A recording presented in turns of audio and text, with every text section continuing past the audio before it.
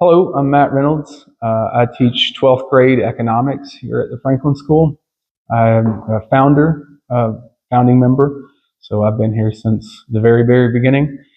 Um, my experience with Helene was that we woke up to trees on the roof and a tree across both cars.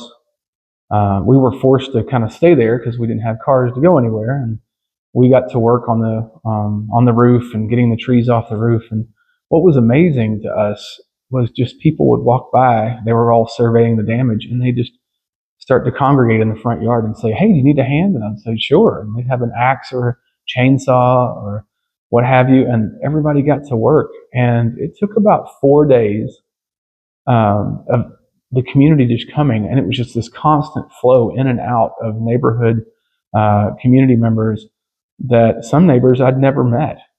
And it really shocked me how quickly we were able to get this work done when all these hands came together to work.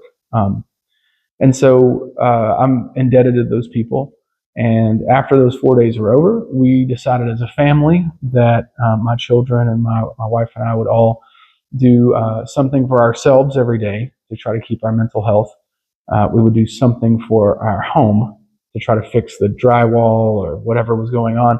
And then we would do something for our community. So we would go to our neighbors and work with them, or go out in the community and help distribute water or food, and just did whatever we could to try to help out.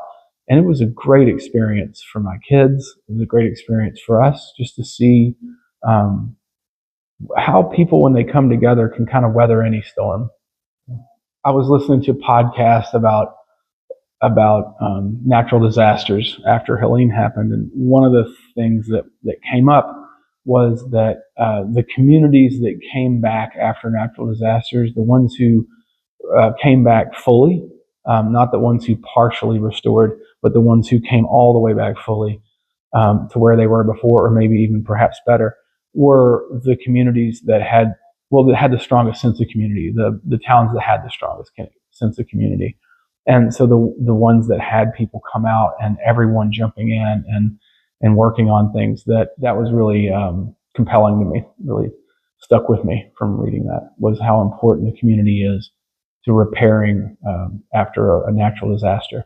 I think in particular for my children, watching them take on like leadership roles, even though they're in middle school.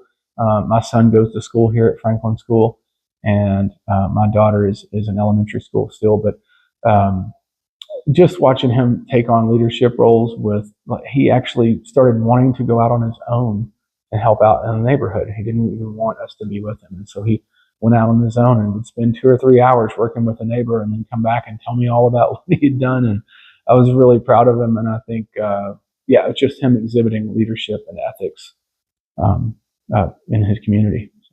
I think the thing I'm most thankful for is that people in Asheville, I think they really care about the community that they live in. And I think it's full of seekers. I think there's a lot of people seeking something really meaningful here.